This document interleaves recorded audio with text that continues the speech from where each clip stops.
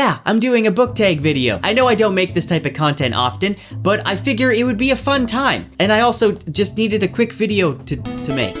Was I tagged to do this video? No, I'm a loser, but that's not gonna stop me. This is the no disclaimers book tag. Things might get controversial, we'll see. Which trope in books annoys you the most? I actually made a whole video on tropes that I hate. One of them that really bothers me is when there's entire plot lines based around miscommunication, when characters refuse to communicate properly, and sometimes it just kind of feels like a plot convenience. Which writers do you feel are overrated or overhyped? This one's difficult to answer because everyone's got their own personal taste, and who's to say who's overrated and who isn't? Some people would probably say that Brandon Sanderson is overrated. And even though he's my favorite author, I would probably agree. But the man's got good ideas, and he writes like mad. Have you seen how often he publishes? I'm pretty sure he's just a typewriting robot in a trench coat. Delete this. What are your least favorite books you've read since joining BookTube? When I first made my channel, I was just watching all the main popular booktubers at the time, so I got a lot of books that they recommended, and there's a lot that I didn't enjoy. For instance, the Throne of Glass books. Somehow I made it through 3 of those books before lighting my brain on fire and buying Liquid Amnesia. Unfortunately, it didn't really work. I still got the memories.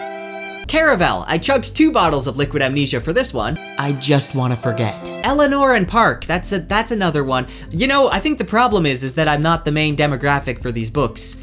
That would be it. Oh, also, I wouldn't say this is like a bad book, but the Darker Shade of Magic series by V.E. Schwab, I guess I would include this in my overhyped authors. There was a lot of hype with the Darker Shade of Magic series. I read them all, and I did enjoy parts of it. It had a good premise, it had some neat ideas, but overall, they weren't really that great. I just really wasn't impressed with the writing, or the structure, or the plot conveniences. What is a terrible ending that ruined an otherwise quality book?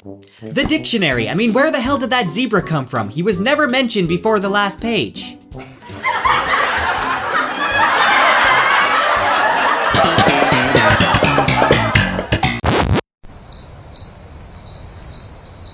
Wait a minute, I don't own a dictionary.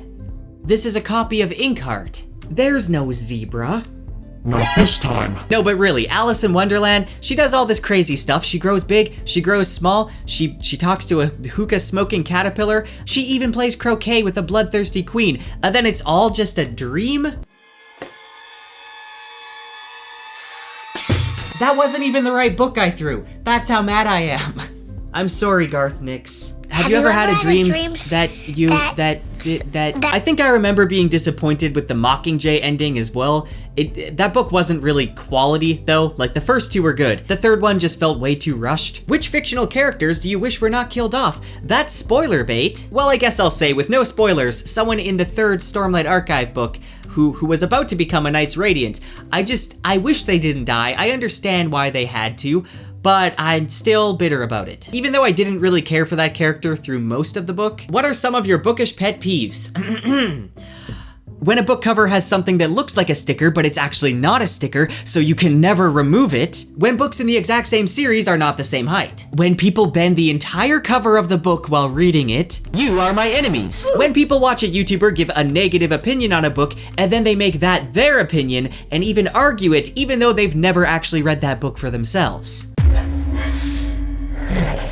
I could probably go on, but I don't know if I could bear it. What are some books you feel should have more recognition? Robin Hobb's books. I don't see many people talking about it on YouTube at all, and I'm guilty myself. I think I've only mentioned her Farseer trilogy like twice in my videos. The Gormenghast trilogy. I wouldn't say it's not well known, but it does deserve more attention. I'm excited there's an upcoming TV series being adapted with Neil Gaiman involved. I feel like he is the perfect person to be involved in this adaptation. The Goblin Emperor by Catherine Addison. That also deserves more attention. Also one of my childhood favorites, Deltora Quest. I feel like it deserves more attention. It was very popular in Australia, but not too much outside of Australia. But I think they need to print a new edition with some new artwork so the kids of today could enjoy it with a new fresh paint.